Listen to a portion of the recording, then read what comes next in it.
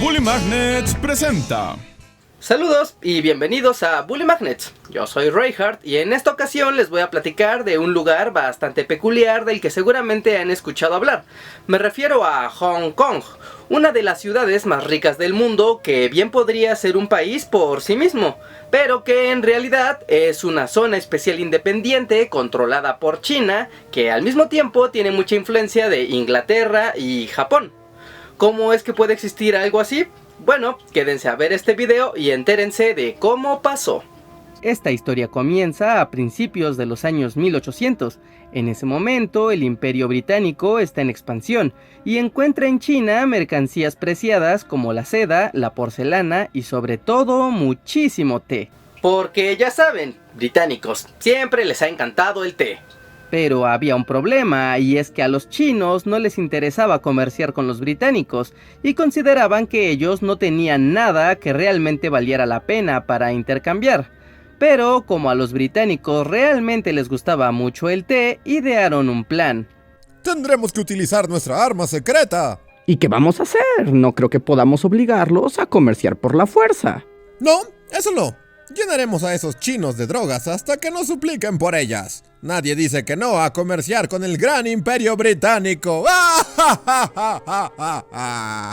Así, en un movimiento éticamente cuestionable, los británicos comenzaron la importación de opio desde sus colonias en la India hacia China, con la intención de generar la mayor cantidad de adictos posibles. Comenzaron a patrocinar a pequeños mercaderes, casas de opio para consumirlo y hasta guardias de seguridad para garantizar la operación en toda China continental. Y vaya que tuvieron éxito.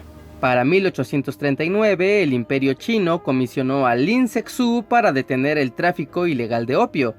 Lin arrestó a miles de traficantes chinos, mandó destruir las casas de opio, expulsó y arrestó a comerciantes británicos y finalmente decomisó toneladas de opio junto con la prohibición definitiva de su venta y consumo.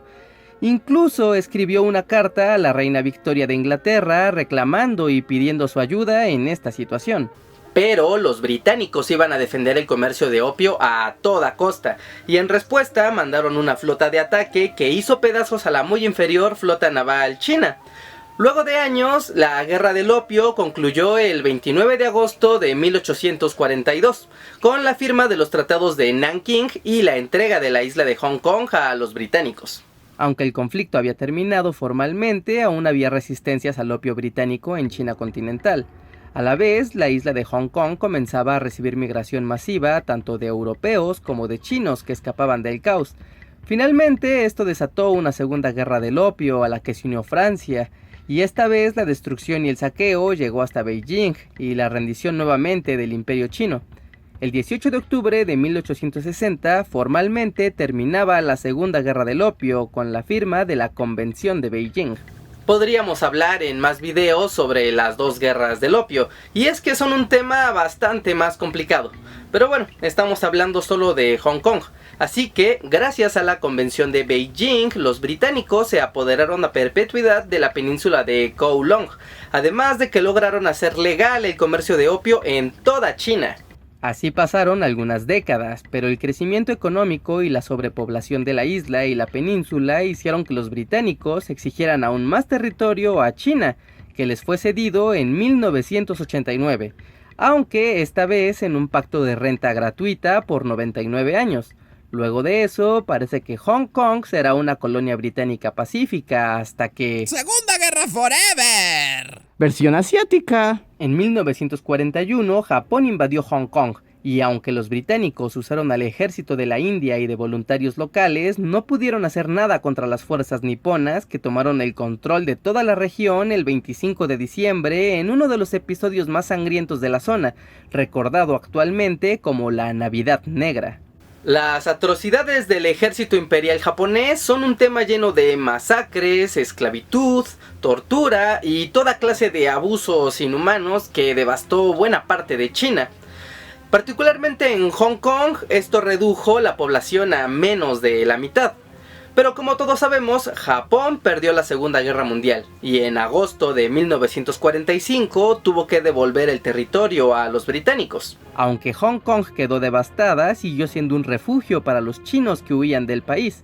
especialmente en 1949, cuando Mao Zedong y el Partido Comunista tomaron el poder de China continental, por lo que la gente rica y muchos obreros migraron de forma masiva a la colonia británica, dándole un nuevo auge económico y problemas graves de sobrepoblación. ¿Qué es ese sonido? ¡Ay, Dios mío!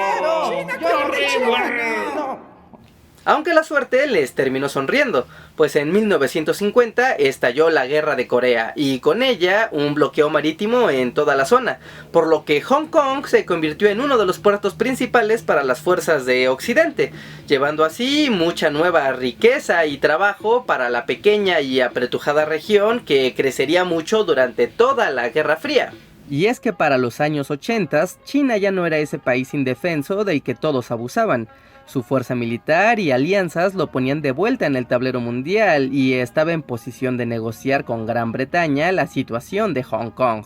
¿Recuerdan ese trato que se había hecho a 99 años? Bueno, para el momento de estas negociaciones faltaban poco más de 10 años para el término de ese tratado, y China quería de vuelta no solo la región expandida de Hong Kong, quería todo el territorio, y para sorpresa de todos, Gran Bretaña accedió a devolverlo el 1 de julio de 1997, aunque claro, con algunas condiciones. En primer lugar, China aceptó la política de un estado y dos sistemas. Esto quiere decir que Hong Kong es parte de China, pero mantiene su sistema económico, es capitalista y su relación comercial con el exterior la del libre comercio. También se acordó una relativa independencia política, así como los derechos de expresión, reunión y prensa, a diferencia del resto de China.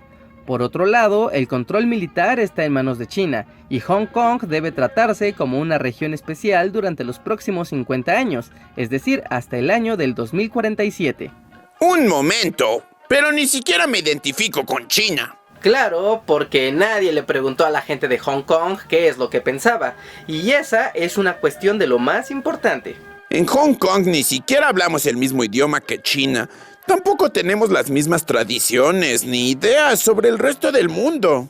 Y es que durante 2017 se celebraron los primeros 20 años de la incorporación de Hong Kong a China, y la incertidumbre y deseos de independencia desde hace años se han hecho notar con cada vez más fuerza. Y es que esta región no solo está en un lugar estratégico, es también una de las ciudades más ricas del mundo y uno de los centros de comercio mundial más importantes, habitada en gran parte de población joven deseosa de tomar un nuevo camino en su historia bajo su propia mano. Sí, independencia de China y de Inglaterra y de todos. ¡Ya! ¡Basta! Dejen a Hong Kong en paz. Pero eso es algo que solamente el futuro nos lo dirá. ¿Ustedes qué creen que pase? ¿Hong Kong se hará independiente? ¿China la recuperará totalmente en 2047? ¿O las fuerzas del capitalismo harán de esto algo totalmente azaroso para el futuro? Bueno, dejen sus comentarios acá abajo y sigamos la conversación sobre Hong Kong. Es todo por el momento, no olviden dejar su like en este video si aprendieron algo nuevo, compártanlo en todas sus redes sociales y suscríbanse a Bully Magnets si aún no lo han hecho. Les aseguro que no se van a arrepentir. Yo soy Reinhardt y nos vemos en próximos videos. Bye. Tenemos más videos de historia de Asia y de todo el mundo para ti. Activa las notificaciones en la campana junto al botón de suscripción para que no te pierdas de nuestros videos y de las transmisiones en vivo que hacemos cada semana.